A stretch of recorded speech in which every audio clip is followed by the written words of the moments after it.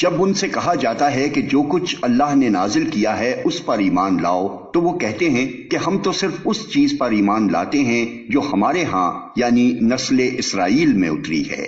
اس دائرے کے باہر جو کچھ آیا ہے اسے ماننے سے وہ انکار کرتے ہیں، حالانکہ وہ حق ہے اور اس تعلیم کی تصدیق و تائید کر رہا ہے جو ان کے ہاں پہلے سے موجود تھی۔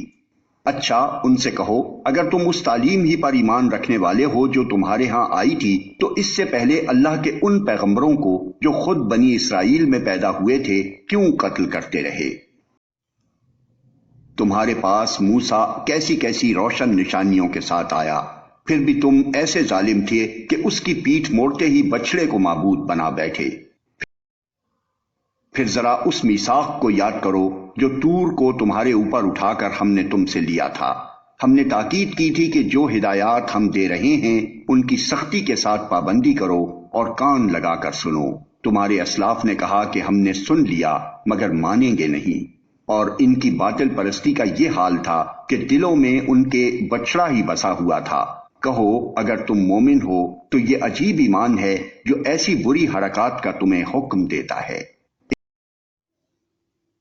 ان سے کہو اگر واقعی اللہ کے نزدیک آخرت کا گھر تمام انسانوں کو چھوڑ کر صرف تمہارے ہی لیے مخصوص ہے تب تو تمہیں چاہیے کہ موت کی تمنا کرو اگر تم اپنے اس خیال میں سچے ہو۔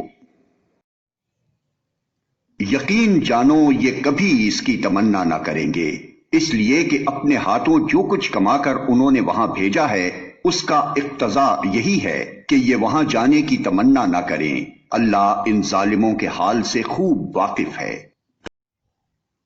تم انہیں سب سے بڑھ کر جینے کا حریص پاؤ گے، حتیٰ کہ یہ اس معاملے میں مشرکوں سے بھی بڑھے ہوئے ہیں۔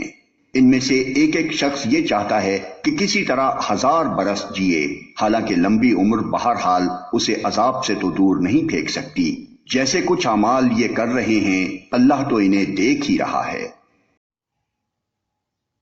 ان سے کہو کہ جو کوئی جبریل سے عداوت رکھتا ہو اسے معلوم ہونا چاہیے کہ جبریل نے اللہ ہی کے اذن سے یہ قرآن تمہارے قلب پر نازل کیا ہے جو پہلے آئی ہوئی کتابوں کی تصدیق و تائید کرتا ہے اور ایمان لانے والوں کے لیے ہدایت اور کامیابی کی بشارت بن کر آیا ہے۔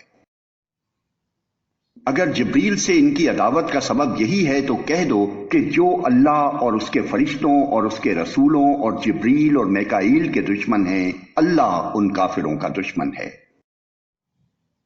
ہم نے تمہاری طرف ایسی آیات نازل کی ہیں جو صاف صاف حق کا اظہار کرنے والی ہیں، اور ان کی پیروی سے صرف وہی لوگ انکار کرتے ہیں جو فاسق ہیں۔